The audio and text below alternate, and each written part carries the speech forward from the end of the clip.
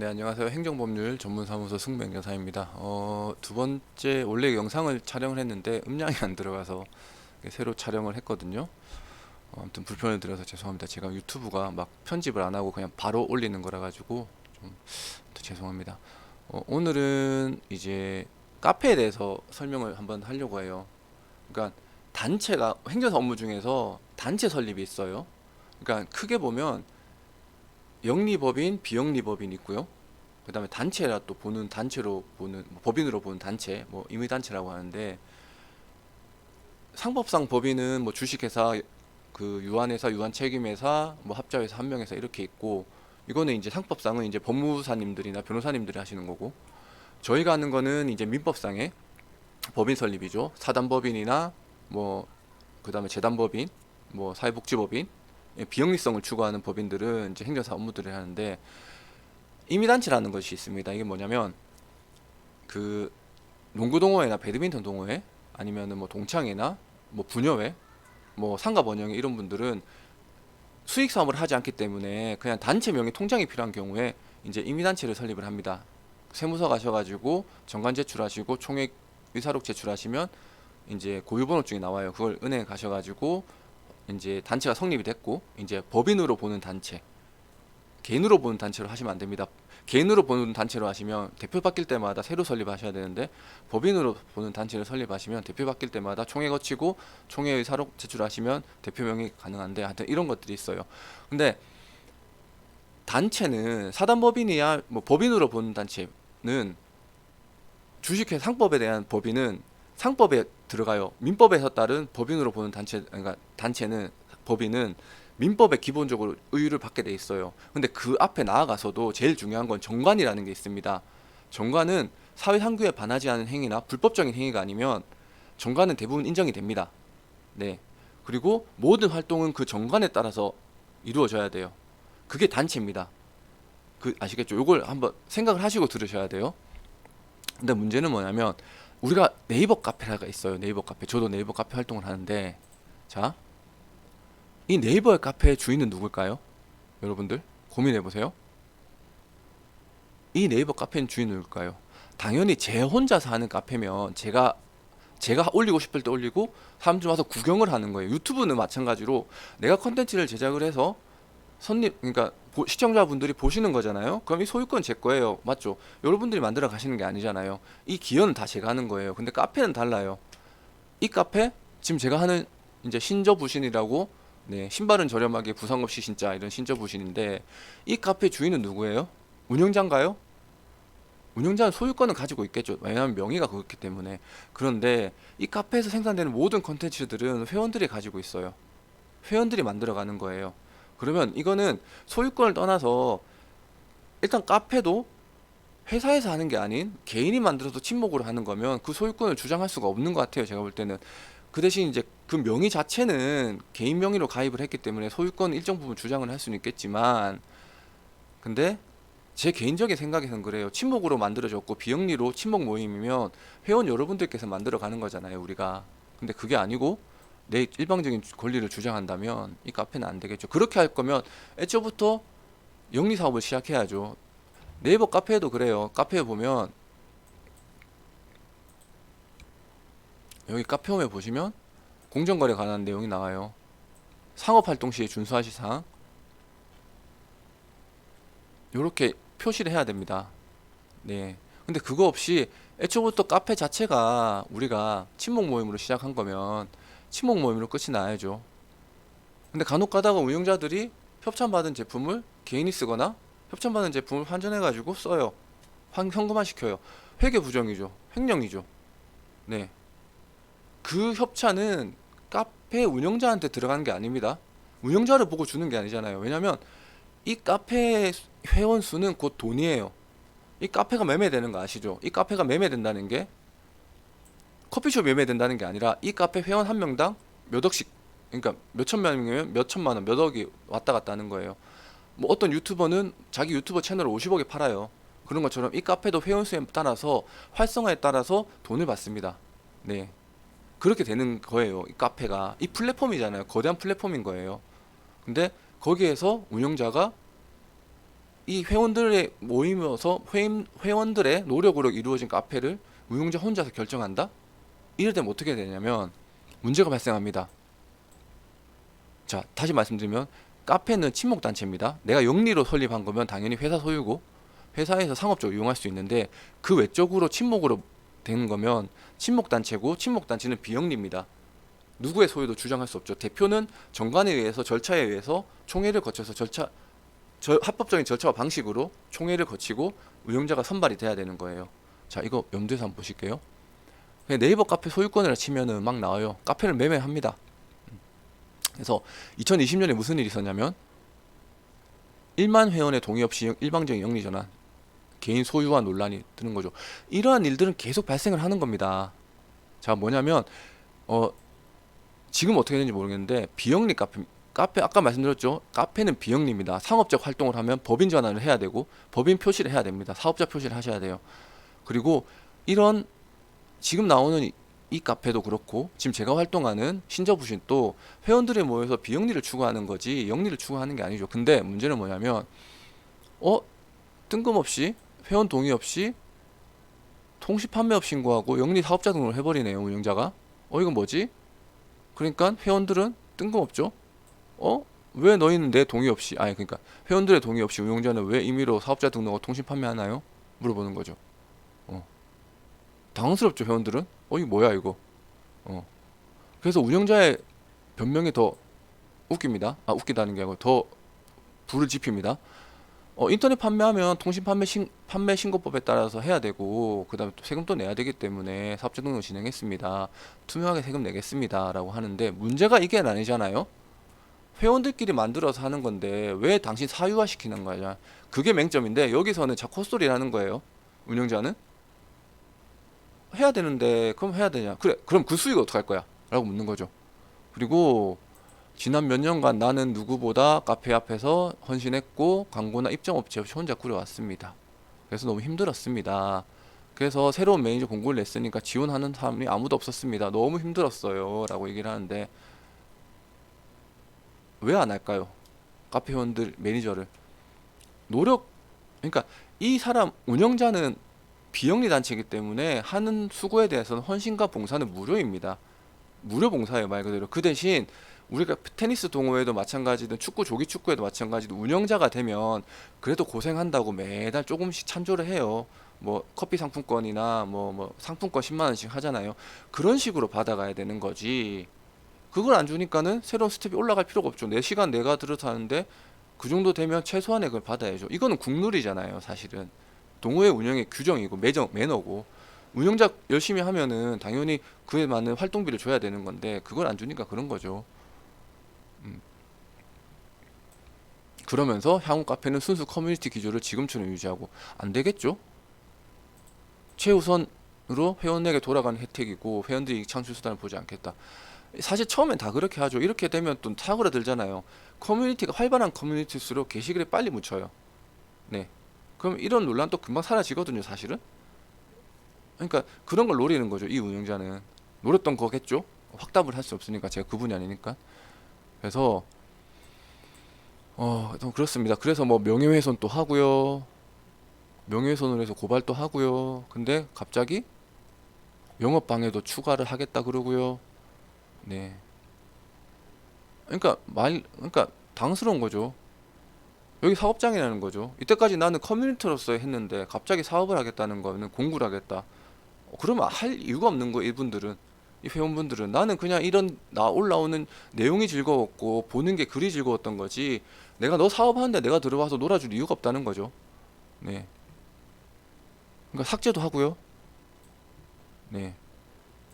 그러니까 이게 뭐냐면 사업자 영업방해 옛날에 우리 전제국가에서는 짐이 곧 국가고 국가가 곧 짐이다 이런 말 있었잖아요.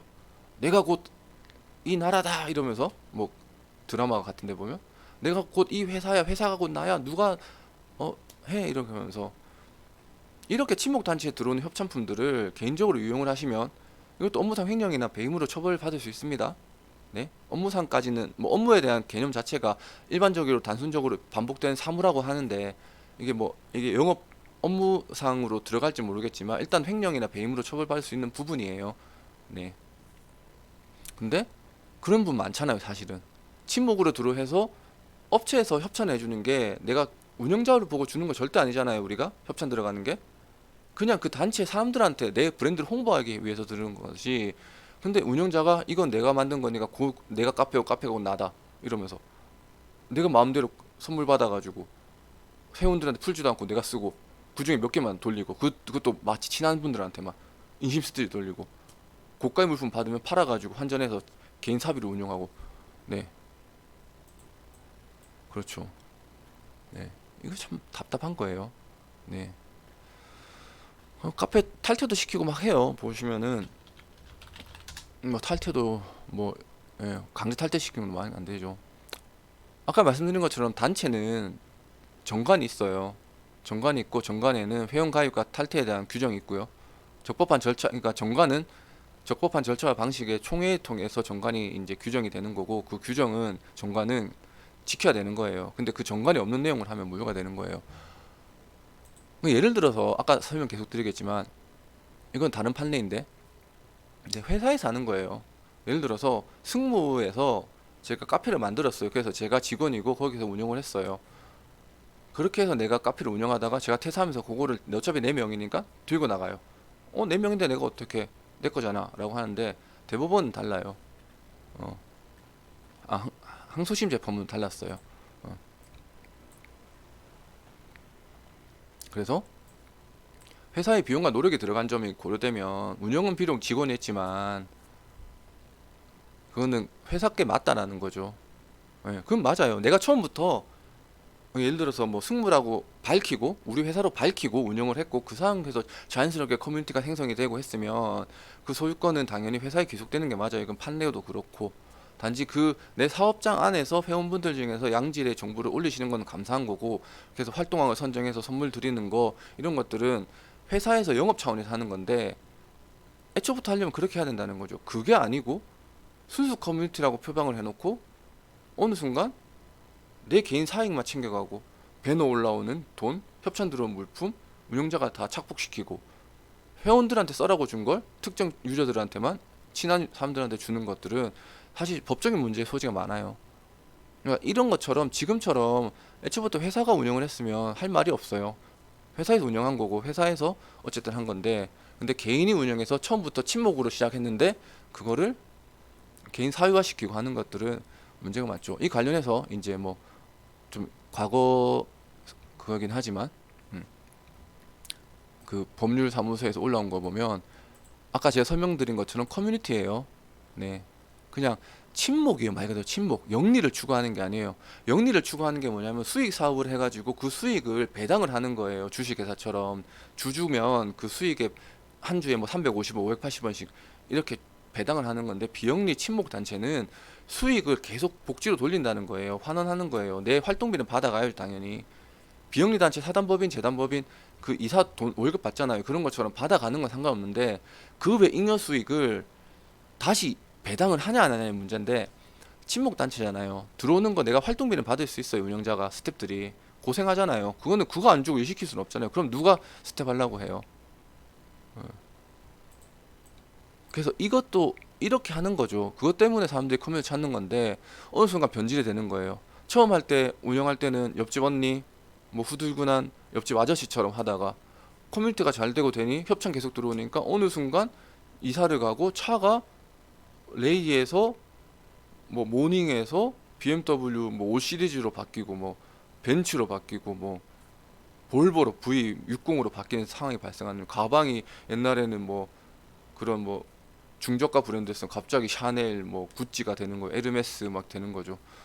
환장을 누르시죠. 네. 그래서 아까 말씀드린 것처럼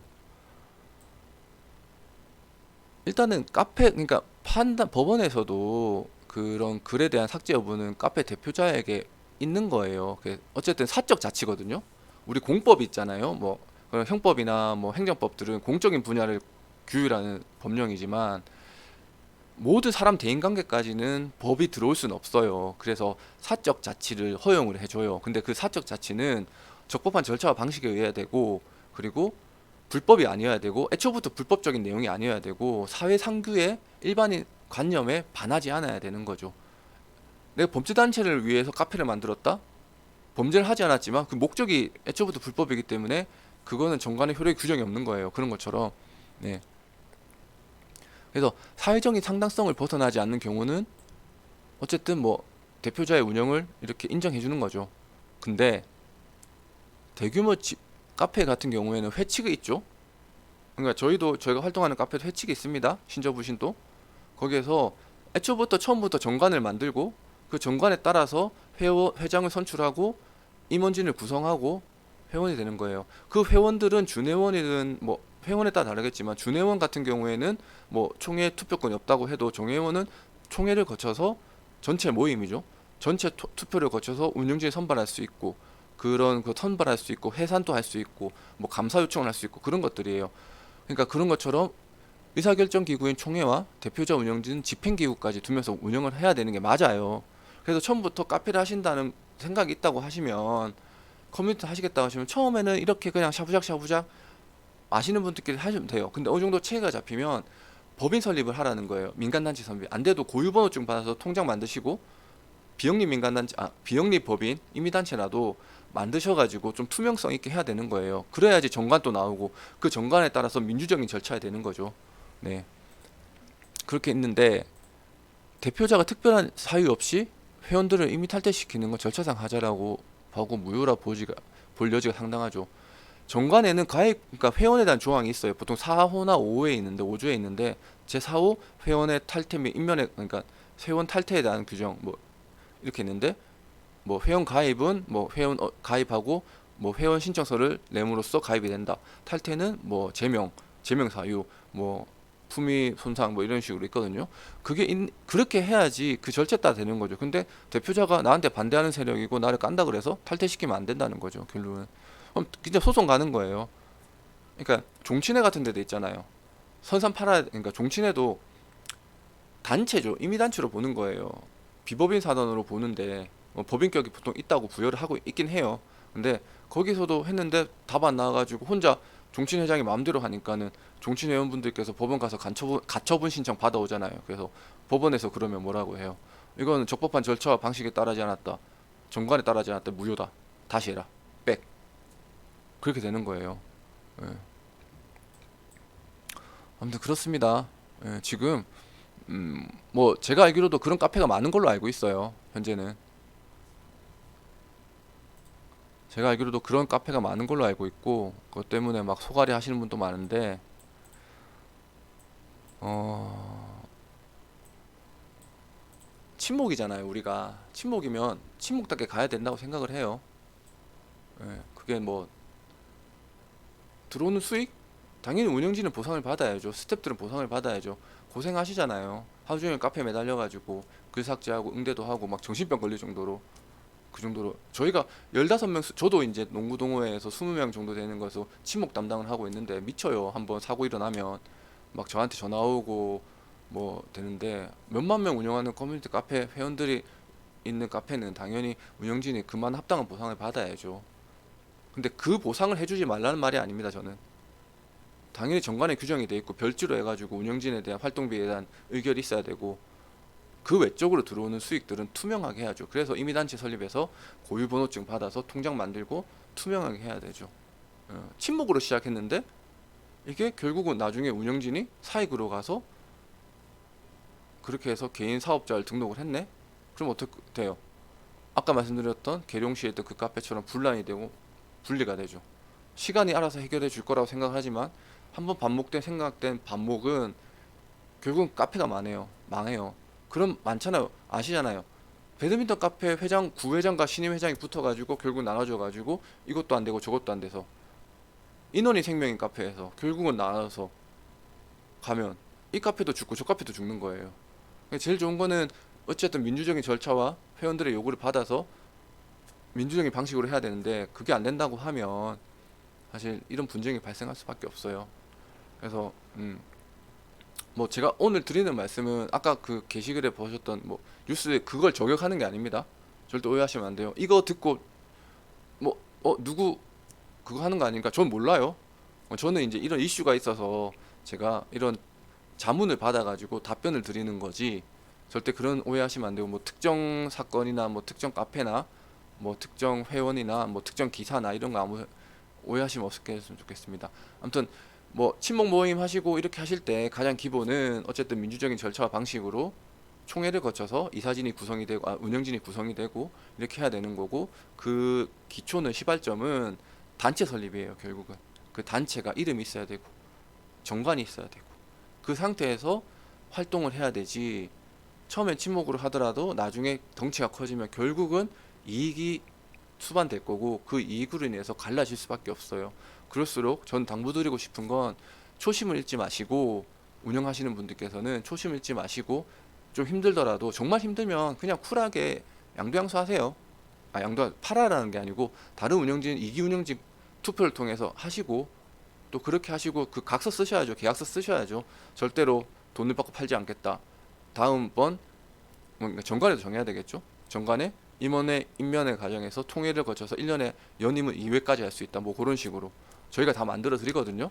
그렇게 할 수 있도록 하셨으면 참 좋겠습니다. 아무튼 보시고 뭐 궁금한 거 있으시면 언제든지 전화 주시고요. 제가 오늘 방송 여기까지 마치겠습니다. 감사합니다.